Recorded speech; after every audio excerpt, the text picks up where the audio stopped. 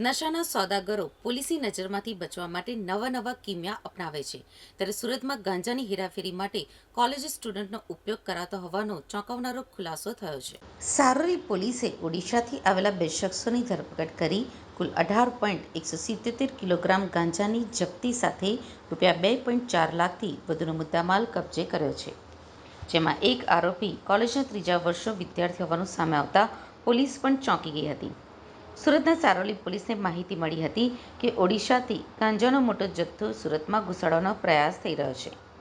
આ આધારે કામરેજથી નીકળેલા બંને શંકાસ્પદ શખ્સો ઉપર નજર રાખી સારોલી નિયોલ ચોકી પાસે વોચ ગોઠવી બંનેને રોકવામાં આવ્યા હતા. પોલીસે જ્યારે શંકમંદોના થેલાની તપાસ કરી ત્યારે તેમાં પ્રતિબંધિત ગાંજાનો મોટો જથ્થો મળ્યો હતો. પોલીસે આ કેસમાં બે આરોપી વિકાસ પાડી અને ચંદ્રમણી પ્રધાનને ઝડપી લીધા છે. બંને પાસેથી કુલ 18.177 કિલોગ્રામ ગાંજો, મોબાઈલ ફોન સહિત ₹2.4 લાખથી વધુનો મુદ્દામાલ જપ્ત કરાયો છે. આ કેસમાં ચોંકાવનારું તથ્ય એ છે કે મુખ્ય આરોપી વિકાસ પાડી ઓડિશાની RCM કોલેજમાં TY BComનો વિદ્યાર્થી છે. તે હાલ ત્રીજા વર્ષમાં અભ્યાસ કરે છે. અગાઉ તે પોતાની ફેમિલી સાથે કતારગામ વિસ્તારમાં રહેતો હતો અને હાલમાં તેનો મોટો ભાઈ સુરતના અમરોલી વિસ્તારમાં રહે છે. તો બીજો આરોપી ચંદ્રમણી પ્રભાકર પ્રધાન ઓડિશાના પતન ખાતે ખેતી કામ કરે છે. બંને 2 વર્ષ અગાઉ એક જ કોલેજમાં ભણતા હતા અને ત્યાંથી તેમને મિત્રતા થઈ હતી. ત્યારબાદ બંનેએ મળીને ગાંજાની હેરાફેરી કરી રૂપિયા કમાવવાનો પ્લાન બનાવ્યો હતો. જોકે તેઓ સફળ થાય તે પહેલાં જ પોલીસના હાથે ઝડપાઈ ગયા હતા. ડીસીપી આલોક કુમારે જણાવ્યું હતું કે આ ગાંજાનો જથ્થો ઓડિશાના ગંજામ જિલ્લાની સચિન ગામની રહેવાસી ભુવા પાંડી દ્વારા મોકલવામાં આવ્યો હતો, જ્યાં કાના પરિડા નામના શખ્સે મધ્યસ્થીની ભૂમિકા ભજવી હતી. તેણે જ વિકાસ પાડી અને ચંદ્રમણી પ્રધાનને સુરત ખાતે ડિલિવરી માટે ગાંજાનો જથ્થો અપાવ્યો હતો અને ગ્રાહકોની વ્યવસ્થા પણ કરી આપવાની હતી. તેના બદલામાં બંને આરોપીઓને કમિશન મળવાનું હતું. સારોલી પોલીસે વધુ તપાસ દરમિયાન નશાની આ ચેઇનમાં જોડાયેલા આરોપી ભુવા પાડી અને કાના પરિડાને વોન્ટેડ જાહેર કર્યો છે. બંનેની ધરપકડ માટે પોલીસે કાર્યવાહી હાથ ધરી છે. હાલ ગાંજાની હેરાફેરી માટે સામાન્ય વ્યક્તિનો ઉપયોગ થતો હતો, પણ આ પ્રથમ બનાવ છે જ્યારે કોલેજના વિદ્યાર્થીનો ઉપયોગ થયો છે. પોલીસ તપાસ કરી રહી છે કે આરોપીઓ કેટલા સમયથી આ કારોબારમાં સંકળાયેલા હતા અને વધુ કેટલા વિદ્યાર્થીઓ કે અન્ય લોકો સાથે જોડાયેલા છે. પોલીસના અહેવાલ મુજબ ગાંજાની હેરાફેરી ઓડિશાથી મોટાભાગે ટ્રેન દ્વારા થાય છે.